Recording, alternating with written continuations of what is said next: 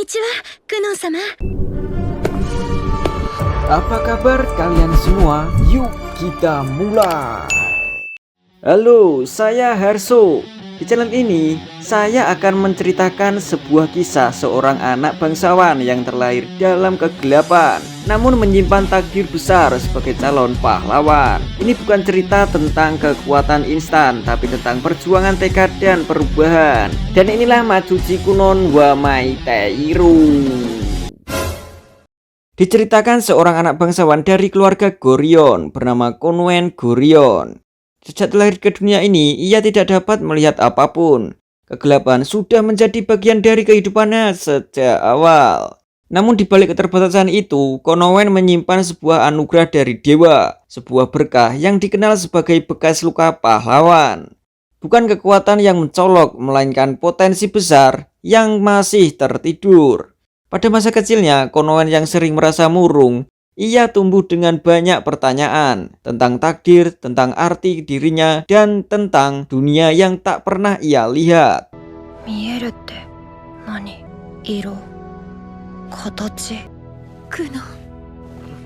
Hingga suatu hari, hidupnya berubah ketika ia bertemu dengan guru privat sihir bernama Jenny. Jenny tidak hanya mengajarkannya sihir, tetapi juga mengajarinya untuk percaya pada dirinya sendiri. Perlahan tapi pasti, hati Konwen mulai terang, meski matanya tetap gelap. Dari sanalah tekad mulai lahir, bukan untuk mengutuk takdirnya, melainkan untuk menantangnya. Bade guys, sungguh kejam takdir Konwen. Konwen berjanji pada dirinya sendiri, suatu hari nanti, ia akan menciptakan matanya sendiri dengan sihir. Rau. Kerja bagus.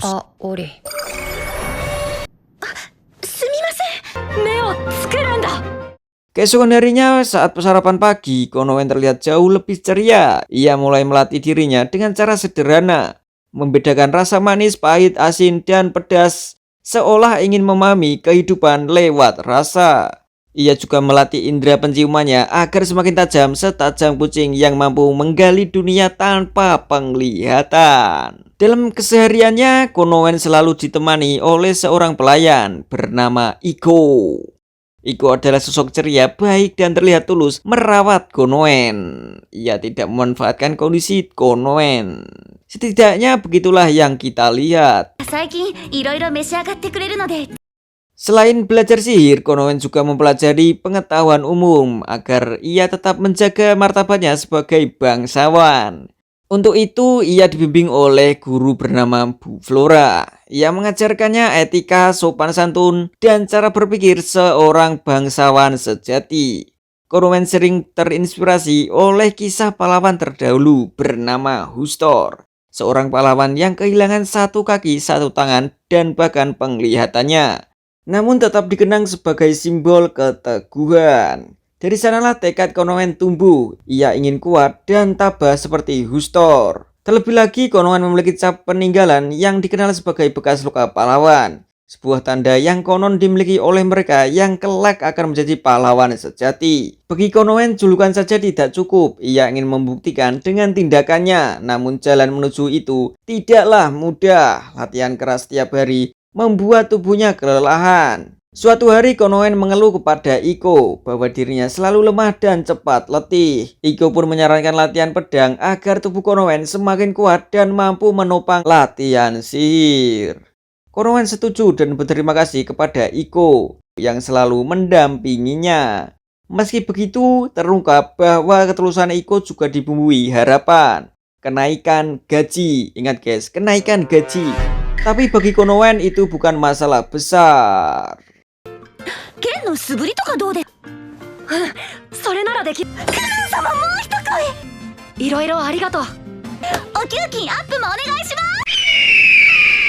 Singkat waktu, Konwen mulai berlatih pedang dengan gurunya yang bernama Goru, ditemani semangat dari Mbak Iko. Tak lama kemudian, Jenny datang untuk melanjutkan pelatihan sihirnya. Jenny terkejut melihat perkembangan Konwen yang luar biasa.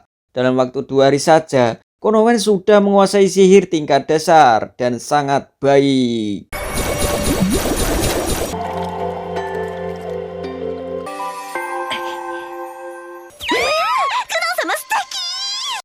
Di sisi lain diperkenalkan seorang putri bernama Marika. Sang putri ini sedang dilanda kegelisahan karena harus menemui tunangannya, yaitu Konoen, pemuda buta yang dikenal pesimis.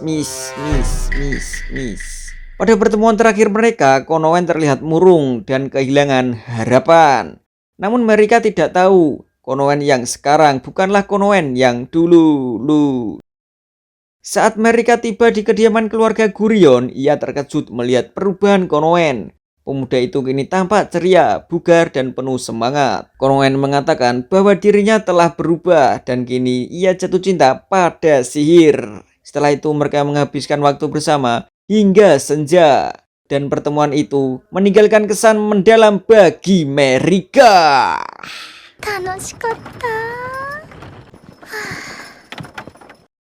Malam harinya, Jenny semakin bersemangat mengajar Konoen karena melihat potensi Konoen yang luar biasa.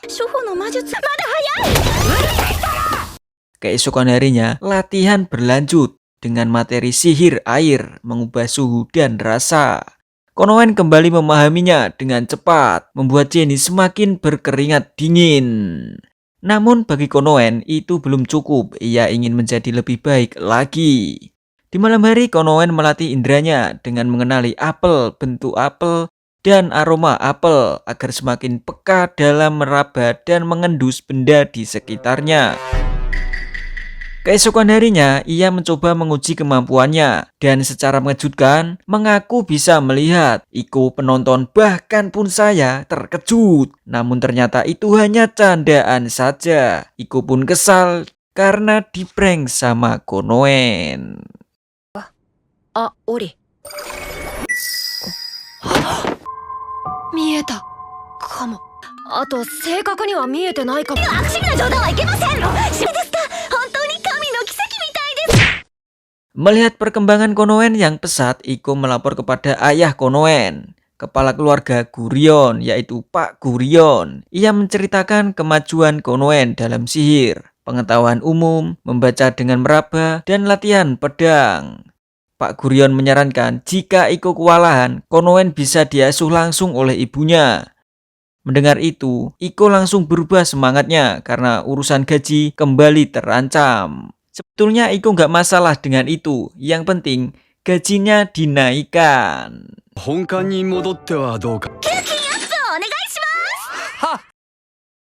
Latihan sihir pun berlanjut. Konoen berhasil menciptakan gelembung air berwarna merah darah. Namun gelembung itu meledak, membuat Iko dan Konoen berlumuran air merah seperti darah. Suasana pun jadi kacau. Konoen dimarahi ayahnya dan Iko justru dipotong gajinya selama 3 bulan. Meskipun kekacauan terjadi, satu hal yang tak bisa disangkal. Perkembangan Konoen melaju dengan sangat pesat dan hal itu membuat Jenny semakin yakin bahwa di hadapannya sedang tumbuh seorang pahlawan sejati.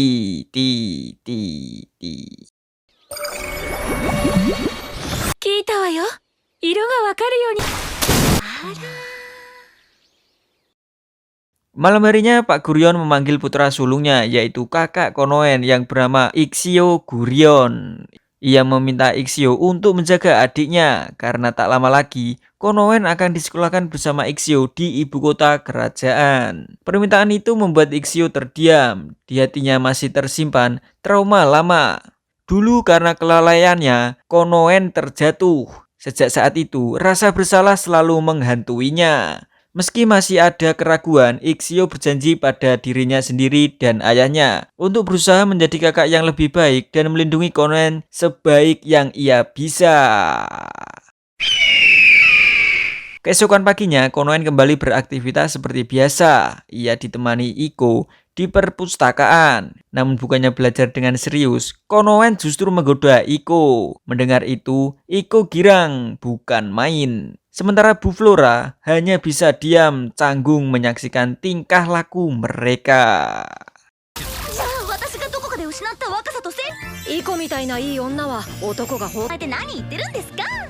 Setelah kejadian di luar nalar itu, Bu Flora kembali mengajar Konoen tata krama seorang bangsawan tentang sikap sopan santun, berbudi luhur, dan cara membawa diri. Meski Konoen kini terlalu ceria dan blak-blakan, Bu Flora menyadari satu hal. Perubahan ini jauh lebih baik dibanding Konoen yang dulu selalu murung.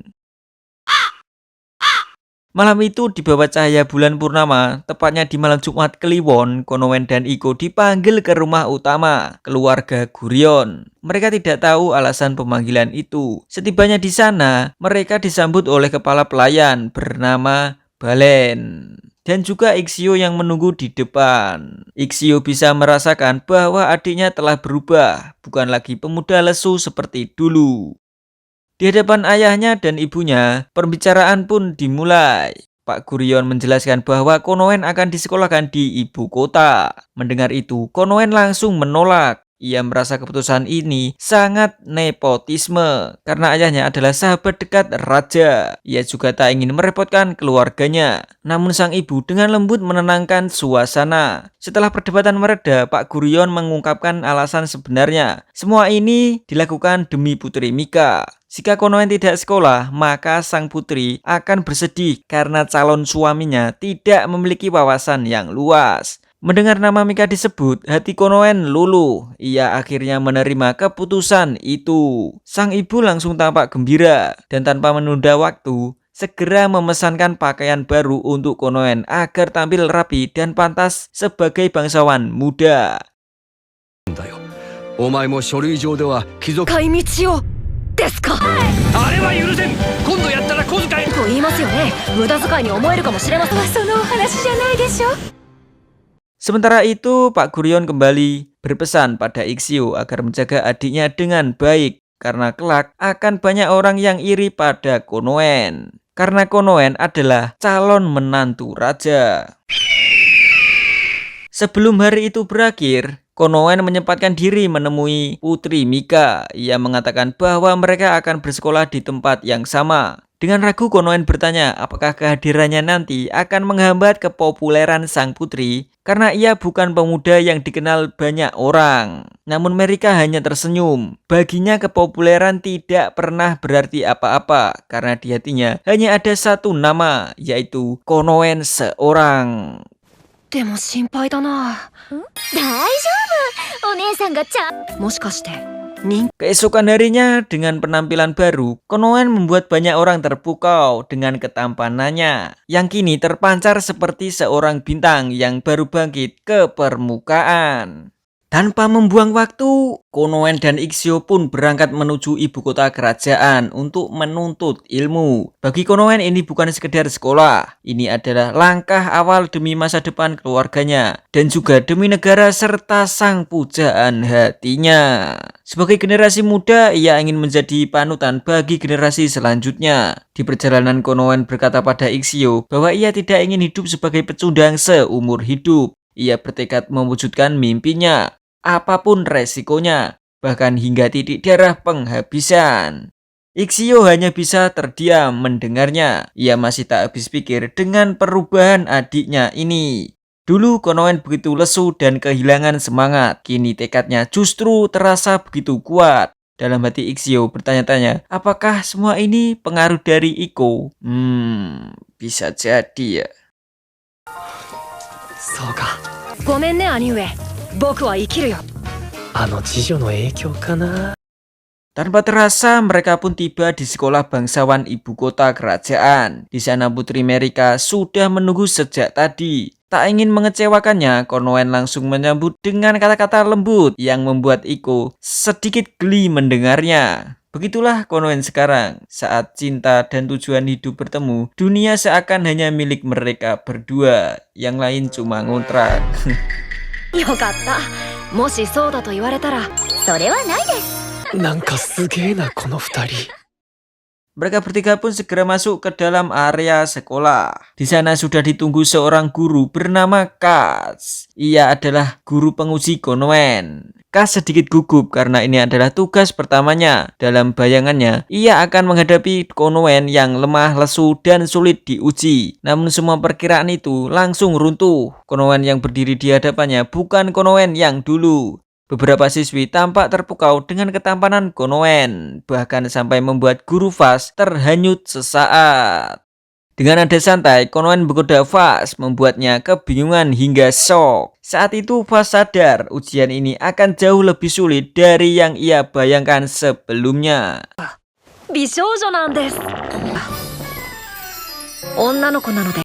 Sekilas terlihat sekelompok siswa yang memandang Konoen dengan tatapan tidak bersahabat. Kedekatannya dengan Putri Merika jelas menimbulkan rasa iri.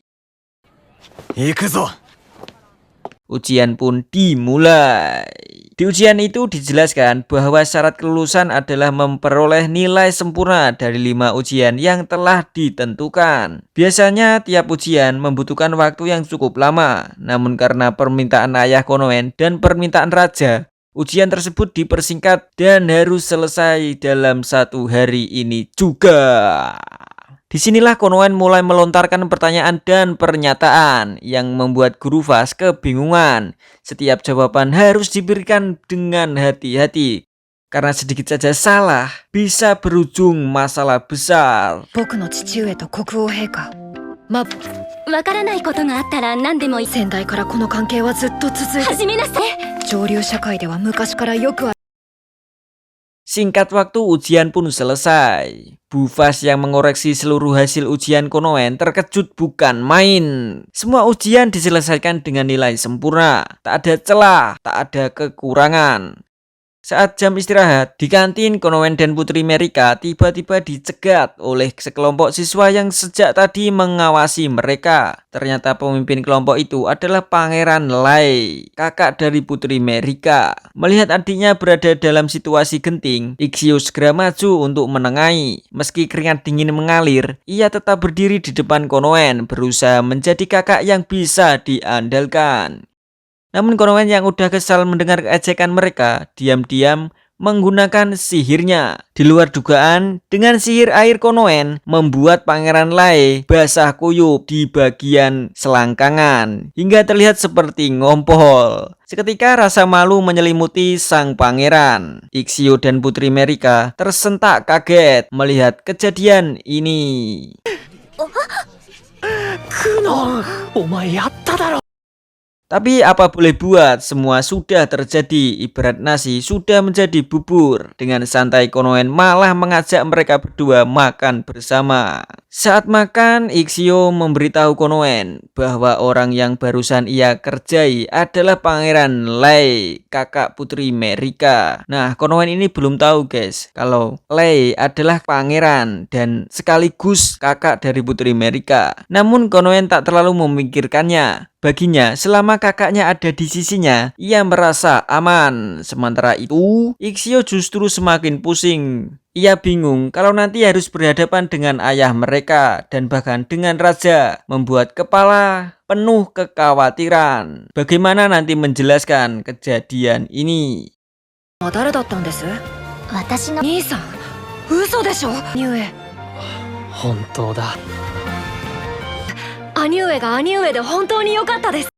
Di sisi lain terlihat Pangeran Lai yang menahan amarahnya. Akankah ia membalas perbuatan Konoen tadi? Dan bagaimana kelanjutan petualangan Konoen di sekolah para bangsawan ini? Tetap pantau kisahnya di episode selanjutnya. Oke, saya Harso pamit undur diri. Jangan lupa luangkan sedikit waktu untuk menekan tombol subscribe agar saya semakin semangat menghadirkan cerita berikutnya. Dan terima kasih. Apa kabar kalian semua? Yuk kita mulai.